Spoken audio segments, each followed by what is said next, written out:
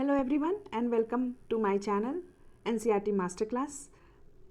Today in this video we are going to take up one of the maths chapter of Ganit Prakash NCERT book class 7, and the name of the chapter is arithmetic expression. It is the second chapter.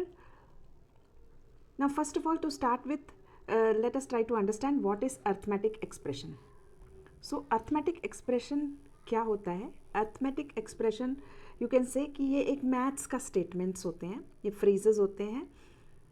जैसे कि अगर हम मान लो लिखते हैं कि 10 plus 2, अब इसी को हम मैथ्स के लैंग्वेज में कैसे लिखेंगे? We will write it 10 plus 2. So इस टाइप के जो मैथ्स के स्टेटमेंट होते हैं इनको हम कहते हैं अर्थमेटिक एक्सप्रेशंस. और जो भी इसका आंसर आता है हम यूजुअली इक्वल टू के साइन लगाकर we whatever the value is we will write that value. पर ये जो छोटा सा पार्ट है जिसमें कोई भी नंबर्स हो सकते हैं और उसमें कोई भी साइंस हो सकते हैं, ऑपरेशंस हो सकते हैं. तो नंबर्स तो बहुत सारे होते हैं, 1 2 3 4 5 6, there are so many unlimited numbers. And what are operations? Operations can be plus sign, minus sign, multiplication sign, division sign. So these are the operations. तो जो arithmetic expressions होते हैं उसके अंदर numbers होते हैं और these operations are there. Such kind of sentences are called arithmetic expressions.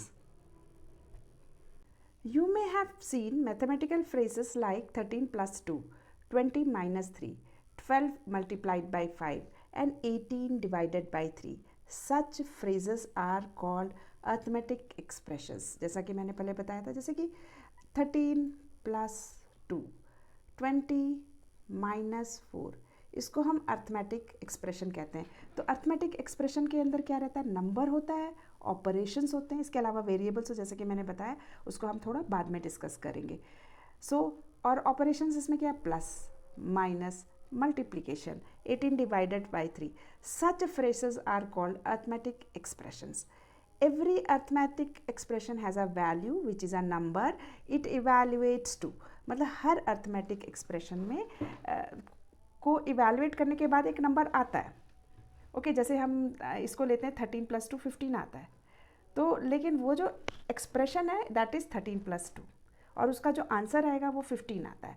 तो every arithmetic expression has a value, मतलब उसको हम जब सॉल्व करेंगे तो कोई ना कोई आंसर आएगा. जैसे इसमें 20 माइनस 4 16 आंसर आएगा.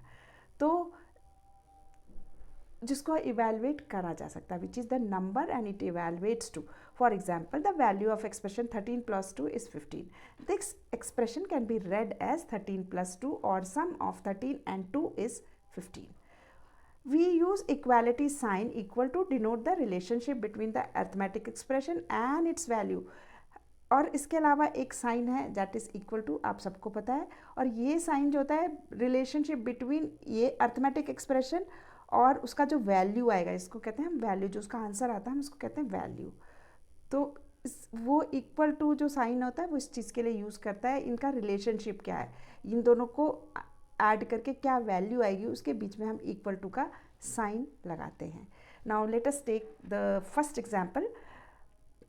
Malika spends 25 every day for lunch at school. Write the expression for total amount she spends on lunch in a week from Monday to Friday. अब मलिका है, 25 रुपीज़ वो रोज़ खर्च करती है अपने लंच के लिए जब वो स्कूल जाती है. और स्कूल वो जाती है मंडे टू फ्राइडे. तो मान लो उसने मंडे को 25 रुपीज़ खर्च किए. Okay, let us see. Monday 25 plus Tuesday 25 plus Wednesday 25 she again spends, plus Thursday 25 and Friday also 25. तो कितनी बार 25? 1 2 3 4 and 5. हम इसको एक्सप्रेशन में कैसे लिख सकते हैं कि 5 डेज होते हैं और उसको मल्टीप्लाई कर देंगे हम 25 से, तो ये एक एक्सप्रेशन आ जाएगा अर्थमेटिक एक्सप्रेशन, जिससे कि हम इसको कैलकुलेट कर सकते हैं कि how much money she needs और शी स्पेंड्स. तो the arithmetic expression for this will B 5 multiplied by 25. और इसका मतलब क्या होता है? 5 टाइम्स 25. 5 टाइम्स, देखो 1 2 3 4 5, और the product of 5 and 25. Is that clear? Now, different expressions can have the same value. Same चीज़ को हम डिफरेंट मान लो कोई एक वैल्यू है, उसको हम डिफरेंट वेज में शो कर सकते हैं. हम एक एग्जाम्पल से इसको सीखेंगे. Suppose different expression can have same value. Here are multiple ways to express number 12. मान लो हमारे पास एक नंबर है 12, इसको हम बहुत डिफरेंट वेज में एक्सप्रेस कर सकते हैं, जिसमें कि हम दो नंबर्स यूज़ करेंगे और कोई भी एक ऑपरेशन यूज़ करेंगे, प्लस माइनस मल्टीप्लाई डिवाइड, कोई भी ऑपरेशन वी कैन यूज़. अब 12 नंबर के लिए हम लिख सकते हैं 10 + 2 12 होता है. 15 - 3 is also 12. 3 multiplied by 4, 3 4s are 12. 24 divided by 2, जब हम 24 को 2 से डिवाइड करते हैं तो क्या आता है, 12 आता है. तो हम 12 को इतने डिफरेंट अर्थमेटिक एक्सप्रेशन फॉर्म में रिप्रेजेंट कर सकते हैं, जिसकी वैल्यू 12 ही होगी. Choose your favourite number and write as many as expression as you can having that value. अब आपको अपनी मर्जी से कोई भी एक नंबर, फेवरेट नंबर आपका ढूंढो और उसके जितने भी आप एक्सप्रेशंस बना सकते हो आपको बनाने हैं. तो चलो let us take one example. हम ले लेते हैं एग्जाम्पल 30 ले लेते हैं. ओके, अब 30 के जो डिफरेंट ऑपरेशंस को यूज़ करके हम जो एक्सप्रेशन बना सकते हैं, think over it. what all are the different expressions we can make. चलो हम पहला बनाते हैं. हम 30 को लिख सकते हैं 15 + 15, isn't it? 30 होता है 15 + 15. या फिर हम लिख सकते हैं, एक और एक्सप्रेशन लिखते हैं, 60 डिवाइडेड बाई 2. 60 को डिवाइड करेंगे 2 से तो क्या आएगा, 30 आएगा. या फिर हम लिख सकते हैं 5 multiplied by 6, 30 आएगा, isn't it? या फिर हम लिख सकते हैं 40 - 10, then also 30 will come, isn't it? या फिर हम लिख सकते हैं, कुछ और लिखना चाहे तो we can write 10 + 10 + 10, this is also 30, isn't it?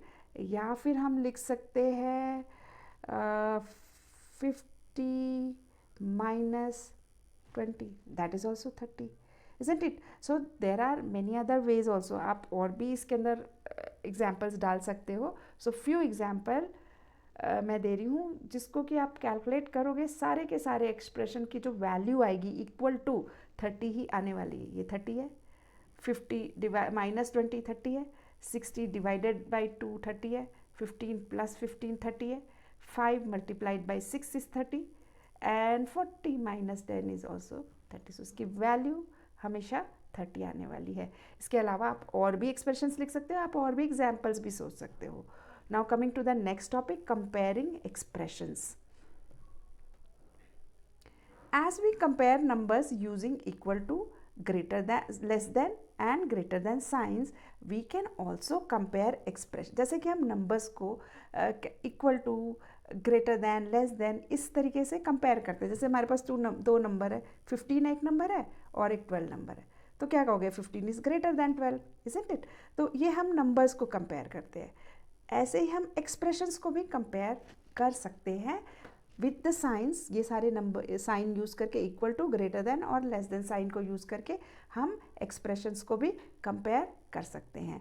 We compare expressions based on their values and write the equal to, greater than और लेस देन साइंस अकॉर्डिंगली. जैसे कि हम नंबर्स में करते हैं, जितनी हम पहले एक्सप्रेशन को उसकी वैल्यू निकाल लेंगे और उसकी वैल्यू के हिसाब से उसको ग्रेटर देन, लेस देन और इक्वल टू के साइन में हम से कंपेयर कर सकते हैं. फॉर एग्जाम्पल, हम अब एग्जाम्पल ले लेते हैं 10 + 2 और एक 7 + 8 है. अब इसकी वैल्यू क्या होगी, 10 + 2 की वैल्यू क्या होगी, 12. 7 + 1 की वैल्यू क्या होगी, 8 होगी, isn't it? तो ये वाला जो नंबर है वो बड़ा है, तो हम बीच में कौन सा साइन डाल सकते हैं, we can put the sign greater than. इसलिए यहाँ ग्रेटर देन है क्योंकि 12 is bigger number, 12 is bigger than 8, so we can put this sign of greater than, इन दोनों एक्सप्रेशंस के बीच में. Because now the explanation is here, which I have already explained you. Because the value of 10 plus 2 is equal to 12 is greater than the value of 7 plus 1 8, इससे बड़ा है, इसलिए अब हम और एक दो एक्सप्रेशंस ले लेते हैं. 13 माइनस 2 और बीच एंड 4 मल्टीप्लाइड बाई 3. अब 13 माइनस 2 इज इक्वल टू कितना आएगा? 13 में माइनस करो 12, सॉरी 13 में से 2 माइनस करो, द आंसर विल कम 11. और 4 मल्टीप्लाइड बाई 3 विल कम 12. तो बताओ which one will be bigger? तो this 12 number is bigger than 11. So बीच में हमने ये साइन डाला है. Now coming to the next part, figure it out. Question number 1, fill in the blanks to make the expressions equal on both the sides of the equal to sign. तो ये देखो सारे एक्सप्रेशंस और इसके बीच में इक्वल टू का एक sign लगा हुआ है. अब ये साइड का एक्सप्रेशन और ये साइड का एक्सप्रेशन दोनों इक्वल हो जाना चाहिए. इन डैश में हम क्या भरें, फिल इन द ब्लैंक्स में क्या भरना चाहिए? तो पहले देखो आप 13 प्लस 4 इज़ 17 और 6 में हम क्या ऐड करें कि 17 हो जाए? तो it will be 11 plus 6 is 17. अब हम बी में आते हैं. 22 plus dash is equal to 6 multiplied by 5. 22 plus dash 6 multiplied by 5 is 30. अब हमें इस तरफ भी 30 करना है. तो 22 plus what we should add so that it becomes 38. 22 में जब हम 8 ऐड करते हैं तो ये 30 बन जाता है. उसके बाद we have to 8 multiplied by dash is equal to 64 divided by 2. तो अब हम 64 को 2 से डिवाइड करते हैं तो कितना आता है? फटाफट कर लेते हैं. 64 डिवाइडेड बाई 2 3 जा 6 एंड द 4 कम्स हियर, 2 2 जा 4, तो 32 आएगा आंसर. तो 8 को हम किस चीज़ से मल्टीप्लाई करें कि हमारा आंसर 32 आ जाए? तो 8 multiplied by 4 is equal to 8 4 जा 32. You all know it very well. अब देखो इसका जो राइट हैंड साइड है उस पे है 25 और लेफ्ट हैंड साइड पे 34 माइनस डैश. अब 34 माइनस डैश क्या होगा? ताकि ये 25 आंसर आ जाए हम फिलअप में क्या डालें? 34 minus 9 will be 25. So in this way you are going to do it. Arrange the following expressions in ascending और इंक्रीजिंग ऑर्डर. तो सबसे पहले आपको इन सारे के सारे एक्सप्रेशंस को इवैल्यूएट कर लेना है कि इनका आंसर्स क्या आ रहा है और उसके बाद इसी के अकॉर्डिंग आप इसको अरेंज कर पाओगे. नाउ सी, सबसे पहले है हमारा 67 माइनस 19. नॉर्मल सब्ट्रैक्शन कर लो. अगर सब्ट्रैक्शन करते हैं इसको तो इसका आंसर आ जाता है हमारे पास 19. अगर माइनस होगा तो 48 आ जाएगा. अब 35 प्लस 25 विल बी 30 और 20 करोगे 50 और 5 इसके और तो 60. आंसर हमारा क्या आएगा? 60. 120 डिवाइडेड बाई 3. 120 को अगर हम 3 से डिवाइड करोगे तो 3 4 12 होता है, तो इसका आंसर आएगा 40. 67 माइनस 20. 67 है समझ लो हमारे पास. 67 में से 10 माइनस करा तो 57 आ जाएगा. 57 में से 10 माइनस किया तो कितना आ जाएगा? 47. तो इसका आंसर हमारा आएगा, और जस्ट मेंटली कैलकुलेट करना है आपको. 47. 11 multiplied 5 multiplied by 11 will be 55. अब आपको सारे एक्सप्रेशंस की वैल्यू आपने निकाल ली है और आप इनको इंक्रीजिंग ऑर्डर में अब अरेंज कर सकते हो. तो सबसे पहले क्या आएगा इंक्रीजिंग ऑर्डर में अरेंज करना? तो जो सबसे छोटा है वो सबसे पहले आएगा. तो इन सारे नंबर्स में सबसे छोटा वाला कौन सा है? 120 डिवाइडेड बाई 3. तो हम जब इसको लिखेंगे तो इसमें हम लिखेंगे 120 divided by 3. This will be the smallest one, will is less then. अब 40 से थोड़ा सा बड़ा नंबर कौन सा है इसमें? ये वाला. तो हम लिखेंगे 67 माइनस 20 इज लेस दैन 47 के बाद 48 होगा. 67 माइनस 19. इस तरीके से आप अरेंज करोगे इसको, 67 माइनस 19, उसके बाद कौन सा नंबर आएगा, 55, 5 मल्टीप्लाइड बाई 11, तो 5 मल्टीप्लाइड बाई 11, और सबसे लास्ट में आएगा हमारा ये वाला सी वाला 35 प्लस 25, तो इसमें यहाँ पर ऐसे लगा कि आप 35 प्लस 25 लिख दोगे. So with this is done. This question is done. So coming back to an example, that is example number 2, which is greater, 1023 plus 125 और 1022 plus 128. अब इसको एक्सप्लेन करने के लिए हम एक सिचुएशन इमेजिन करते हैं ताकि हम बहुत सारी कैलकुलेशन किए बिना ये बता सकें कि इन दोनों एक्सप्रेशंस में से कौन सा ग्रेटर है. So imagining a situation could help us answer this without finding the values. Raja had 123 marbles and got 125 more today. तो राजा के पास ऑलरेडी 1023 मार्बल्स थे और उसको आज 125 मोर मार्बल्स मिले हैं. Now he has 1023 plus 125 which is this expression marbles. Joy had 1022 marbles and got 128 more today. तो अब दूसरा वाला जो एक्सप्रेशन है वो हम सोच सकते हैं कि ये जॉय के पास थे ये सारे मार्बल्स, तो पहले से ही जॉय के पास 1022 मार्बल्स थे और उसको आज हमने 128 मार्बल्स और दे दिए. Who has more. अब हमें ये फाइंड आउट करना है बिना ज़्यादा कैलकुलेशन किए हुए कि किसके पास ज़्यादा मार्बल्स है. Now this situation can be represented as shown in the picture on the right side. तो ये पिक्चर है. To begin with, Raja had 1 more marble than Joy. देखो जॉय के पास थे 122 मार्बल्स पर राजा के पास कितने थे 1023. तो हम अगर इसको इस तरीके से पिक्टोरियल फॉर्म में रिप्रेजेंट करेंगे तो व्हाट वी विल राइट 1022 तो थे ही उसके पास और एक मार्बल उसके पास एक्स्ट्रा था जॉय से. But Joy got 3 more marbles than Raja today. पर जॉय को इसके पास तो इसको आज कितनी मार्बल्स मिली हैं 125 और जॉय को कितनी मिली है 128. तो उसको कितनी मार्बल्स ज़्यादा मिली, एक तो इस राजा के जितनी तो मिली है 125 प्लस 1 प्लस 1 प्लस 1, 3 मार्बल्स ज़्यादा मिल गई हैं. तो आप जब ये दोनों पिक्टोरियल रिप्रेजेंटेशन को देखते हो तो यू कैन सी दैट इसके पास तो जो एक्स्ट्रा मार्बल है वो 1 ही है लेकिन इसके पास कितनी है 3 है. तो this shows that Joy has more marble, or we can say that the second expression which is 1022 plus 128 is more. So we are going to put a sign of that Raja is having less marble. So less than sign डाल के joy के ज़्यादा marbles हैं तो we are going to put a sign here like this.